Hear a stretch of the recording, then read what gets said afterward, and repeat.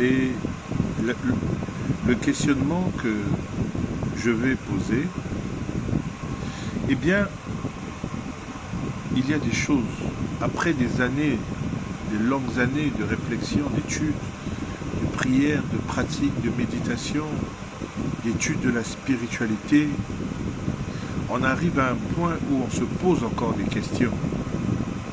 On se pose des questions, on se dit, mais tout ce que nous faisons là, c'est quoi au juste? Tout ce qu'on nous a dit, tout ce qui est dit partout, qu'est-ce qui est vrai? On arrive à un moment où il faut faire l'expérience de sa propre vérité. Et lorsque on analyse bien tout ce qui a été dit dans le courant spirituel, dans la littérature, il y a la notion de Dieu. Mais la notion de Dieu, quelque part, est arrivée à un moment dans l'histoire de l'humanité. La notion de Dieu n'existait pas avant. Qu'on se le dise. Qu'on se le dise, historiquement, la notion de Dieu n'existait pas. Il n'y avait pas la notion de Dieu. C'est donc l'homme qui a créé Dieu. L'homme a créé Dieu au cours de l'histoire. Mais comment l'homme est-il arrivé à créer Dieu? C'est ça la question. Et c'est la base même fondamentale qui devait être notre réflexion profonde. Afin de nous détacher des paradigmes, des cadres de pensée qui circulent et qui emprisonnent l'homme. L'homme est un être libre. Libre dans la nature où il vit. Et vous savez que les Asiatiques ont compris cela. Les Africains aussi l'avaient compris. Presque tous les peuples l'ont compris. Mais à un moment, ils ont dérouté. Ils se sont rendus inférieurs dans leur compréhension. L'homme s'est déclassifié lui-même dans la nature, perdant sa position qu'il avait. Et c'est lui-même qui l'a voulu.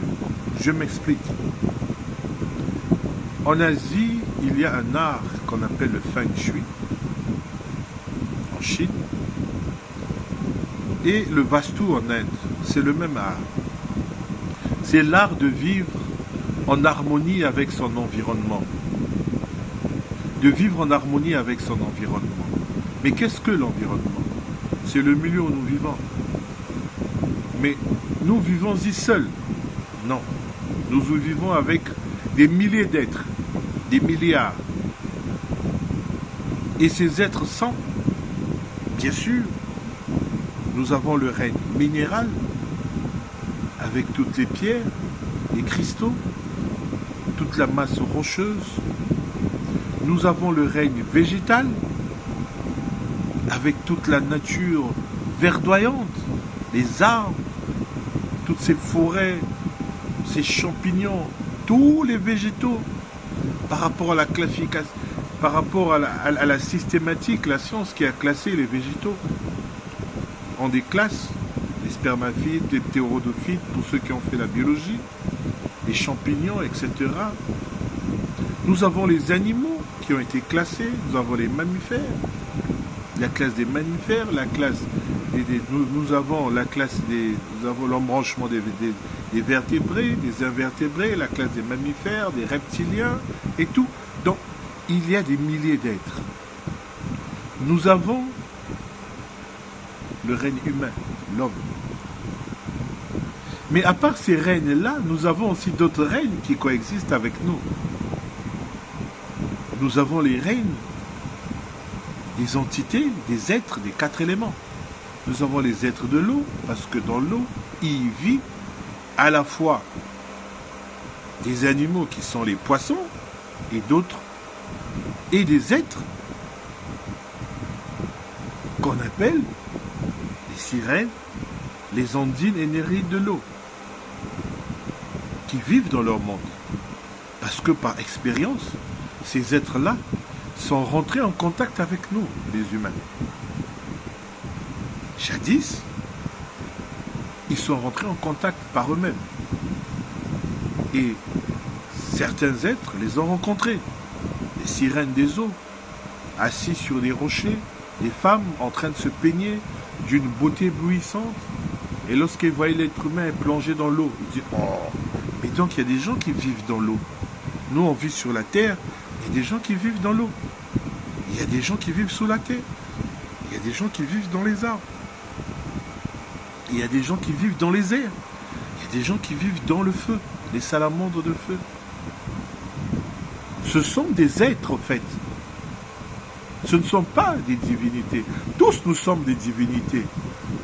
Ce sont des êtres. Et ces êtres-là vivent comme nous. Elles mettent au monde, elles se reproduisent, elles ont une classification, elles ont un ordre dans la société, elles ont une chefferie, textuellement comme nous. Allons-nous les classer supérieurs à nous? Non. Ce sont des êtres qui vivent dans leur monde, nous aussi nous vivons dans un monde. Et la nature est ainsi faite.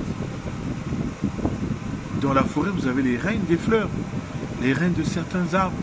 Ce sont des ordres qui vivent, les esprits des arbres, les esprits des animaux qui vivent, les esprits groupes des animaux qui vivent.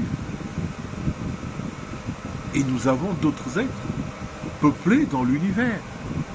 Chaque planète, comme nous, pensons que nous sommes les seuls à habiter, mais l'immensité de l'univers, comme me l'avait dit un grand maître de la Rose-Croix à Manque, j'étais étudiant, j'avais assisté à une conférence de la Rose-Croix à Manque à l'université de Bangui.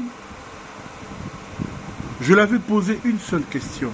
J'étais invité par un 33e degré de la Rose-Croix, un vieux que j'avais lié amitié avec lui afin d'approfondir mes connaissances spirituelles lorsque j'étais étudiant en faculté des sciences.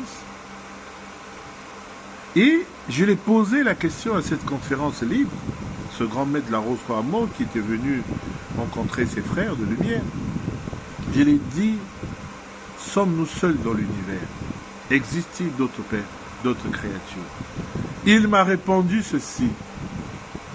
Il m'a dit, vous savez c'est qu'une galaxie? J'ai dit oui, je suis scientifique, je sais ce que c'est une galaxie. Il dit voilà. Il dit, on estime, la science d'aujourd'hui, on estime à 108 milliards de galaxies. Pensez-vous que la vie n'existe que sur cette petite boule qu'est la Terre, dans cette immensité de l'univers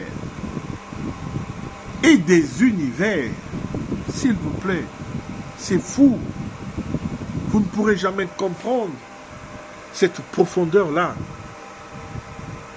Je l'ai arrêté, je l'ai dit que j'avais compris.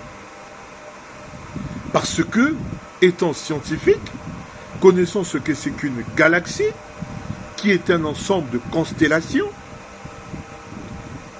une constellation qui est un ensemble de systèmes solaires, un système solaire qui est un ensemble de planètes, et lorsque vous avez dans une galaxie plusieurs constellations, plusieurs systèmes solaires, plusieurs planètes, et la galaxie de la Voie lactée n'a pas encore été étudiée. Nous sommes encore à l'étape du système solaire. Uranus, Pluton, Neptune. Nous n'avons pas attaqué la constellation de Sirius. Allons-nous comprendre la galaxie en quelle année? La galaxie de la Voie lactée. Et nous avons 108 milliards de galaxies, chers frères et sœurs. C'est énorme. Imaginez-vous l'immensité de l'univers. C'est énorme, c'est incroyable. À cela donc, j'ai compris que nous n'étions pas seuls, qu'il y avait d'autres intelligences qui ne sont pas supérieures, mais d'autres intelligences qui vivent dans l'univers. Et lorsque ces intelligences sont en contact avec nous, nous pensons que ce sont des dieux. Aujourd'hui, nous avons des gens qui contactent des êtres des planètes par le channeling. Le channeling, c'est une science où certaines personnes rentrent en méditation, rentrent en transe et sont possédées par certains êtres qui qui disent venir d'autres galaxies, d'autres étoiles, et qui leur donnent des messages. Et ces êtres-là considèrent ces êtres-là comme des divinités, pour certains, et comme des frères pour d'autres, parce qu'ils sont un peu avancés par rapport à nous. Donc vous allez comprendre que l'univers est peuplé d'êtres plus ou moins lumineux selon leur degré d'avancement spirituel et de cultivation de l'énergie. Voilà le mot que je voudrais venir. La cultivation de l'énergie, la cultivation du chi. Et c'est la base. Parce que, ayant étudié le feng shui, la science de l'environnement où nous vivons, dans cette science, nous avons les liens, les connexions qui nous lient avec tous les êtres. Et nous nous rendons compte qu'il y a une énergie qui circule dans le monde. Une énergie qui nous fait vivre et qui fait vivre chaque chose. Et cette énergie qu'on appelle le chi en chinois, le prana en Inde, le ki en japonais, cette énergie partout dans ces sciences, dans ces endroits spirituels, dans ces traditions, c'est la même énergie qui a été découverte, qui a été étudiée, qui a été analysée, qui a été approfondie. Et les êtres, les premiers méditants ont travaillé spirituellement par la méditation. Ils ont acquis des connaissances approfondies du corps humain, ce qui a débouché à la science du yoga. Le yoga, c'est la science de la divinité de l'homme, afin que l'homme retrouve sa divinité potentielle. Parce que nous sommes des êtres divins. Mais nous n'utilisons pas notre capacité au maximum de ce que nous avons. Nous nous ignorons. Voilà pourquoi, dans toutes les traditions spirituelles sérieuses, il y a ce qu'on appelle la cultivation de l'énergie, la cultivation du chi, du ki, du prana. Parce que les anciens avaient compris que l'homme était un être qui pouvait être aussi puissant que les autres êtres. Les autres êtres qui vivaient dans l'eau, l'homme aussi pouvait aller vivre dans l'eau. Les autres êtres qui volaient dans les airs, l'homme aussi pouvait voler dans les airs. Les autres êtres qui vivaient dans le feu, l'homme aussi pouvait vivre dans le feu, marcher sur le feu. Les autres vivent qui, sous la terre, l'homme aussi pouvait rentrer sous la terre. L'homme l'avait compris. Il dit non, je ne suis pas inférieur. Parce que l'homme pensait que les autres êtres étaient supérieurs à lui par rapport à leur capacité. Or non, c'était leur état d'être. Ils vivent dans l'eau, donc ils ont la capacité de rester sous l'eau. Ce n'est pas merveilleux pour une sirène de vivre dans l'eau. C'est son habitat naturel. Ce n'est pas un miracle pour la salamandre de vivre dans le feu. C'est son habitat naturel. Mais c'est un prodige, c'est un travail pour l'homme qui vit sur la terre d'aller vivre dans l'eau. L'homme devient un être supérieur, un être divin, en allant vivre dans l'eau, en rentrant sous la terre, en allant dans le feu. L'homme change d'étape. Parce que pour une sirène, venir vivre sur la terre est un prodige aussi. Elle n'arrive pas à rester longtemps. Voilà pourquoi elles viennent et partent, elles viennent et partent. Elles disparaissent parce qu'elles ne peuvent pas rester longtemps. Elles n'ont pas cette capacité-là. Elles agissent à distance par l'énergie. Mais elles ne peuvent pas vivre dans leur état naturel d'eau, qu'elles vivent dans l'eau. Elles ne peuvent pas vivre sur la terre. C'est des minutes, des secondes, des heures, des journées, c'est tout. Mais l'homme a cette capacité d'aller vivre dans l'eau. Nous avons des vieux sorciers qui passent leur temps à tisser les nattes sous l'eau. Et oui, nous avons des vieux sorciers, nous avons des personnes en Afrique. Même en Asie, nous avons des preuves. Donc, ce qui veut dire, chers frères et sœurs, que la véritable nature humaine n'est pas de prier un Dieu. Non. La véritable nature humaine n'est pas de s'assujettir, de se rendre esclave à des divinités externes qu'à lui-même, de s'agenouiller face à des divinités. Non. D'implorer la grâce de certaines divinités. Non. Un homme accompli, un homme spirituellement accompli, qui a cultivé son énergie, qui est rempli d'énergie. Un grand maître taoïste n'a besoin de rien. Un grand maître yogi n'a besoin de rien. Il crée sa réalité. Il crée sa réalité par son pouvoir interne qu'il manifeste. Et nous avons un exemple du Maître Jésus dans l'histoire biblique qui nous l'a prouvé. Qui nous l'a prouvé. Il a fait un travail interne pendant des années, de 12 ans à 30 ans. Il s'est retiré dans le désert. Dieu n'a pas besoin de se retirer dans le désert. Dieu n'a pas besoin d'étudier pendant 18 ans. Non, Dieu n'en a pas besoin. Si tel est Jésus, Dieu, Fils de Dieu, Dieu n'en a pas besoin. C'est faux. Dieu n'a pas besoin de se retirer dans le désert pendant 40 jours à méditer. Non, non, non. Si nous considérons la notion de Dieu, mais cette notion, elle est caduque, elle tombe. Je la fais tomber.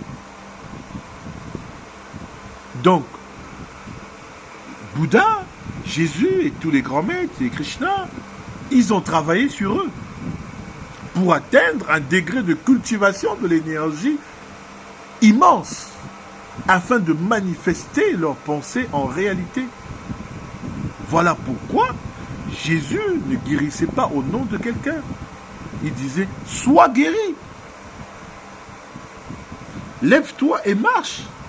C'était pas au nom de quelqu'un parce que il manifestait son énergie sur la personne et la personne recevait une énergie supérieure qui guérissait la personne. La femme adultère, la femme qui réglait, excusez-moi, la femme qui réglait pendant des mois et des mois que le sang coulait, mais lorsqu'elle a touché Jésus, Jésus a dit qu'il m'a touché parce que j'ai senti une force qui était de moi. C'est ça l'énergie. Jésus était hautement chargé.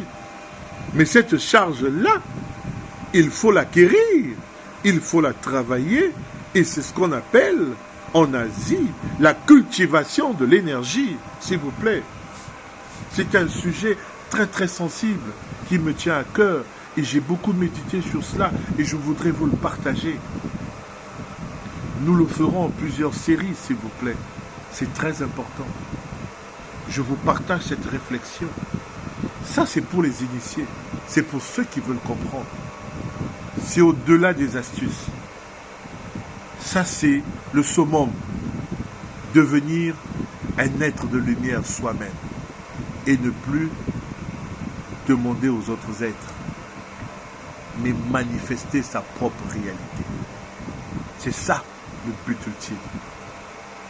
Et nous allons y revenir très bientôt. Je vous salue. Paix et amour à vous, à tous les initiés, à tous les chercheurs de vérité. Je vous donne là une base de réflexion. Ce n'est pas pour tout le monde. C'est pour tout le monde, mais ce n'est pas pour tout le monde. Car tout le monde n'est pas appelé à comprendre ce haut niveau. Mais tout le monde peut faire un effort de le comprendre. Namaskar à vous. Merci et à vous revoir pour la suite. Soyez bénis.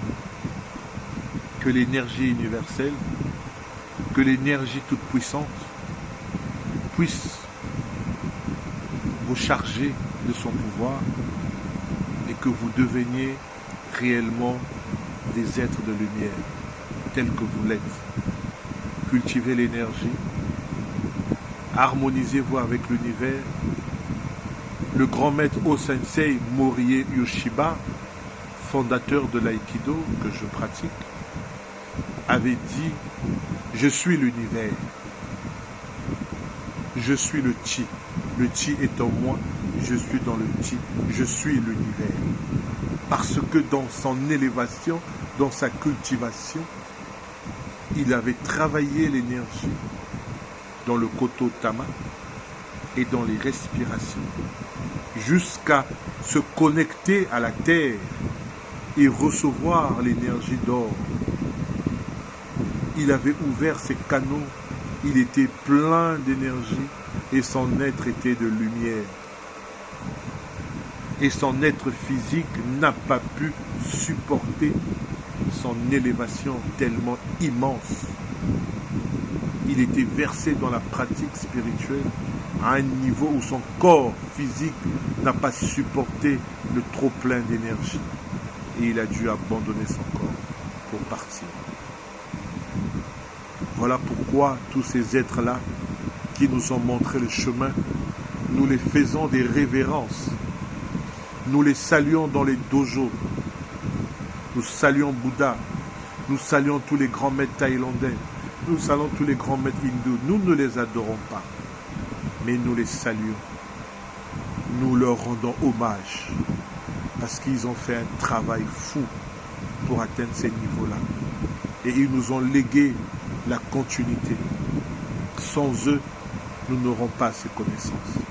Voilà pourquoi à chaque fois, ce n'est pas de l'idolâtrie, mais c'est de l'hommage, de la révérence, le respect pour la connaissance, à saluer les frères aînés qui sont partis et qui sont toujours là avec nous. Merci à vous encore une fois. Lorsque je m'embarque comme ça, il est difficile de m'arrêter, tellement c'est beau. Namaskar.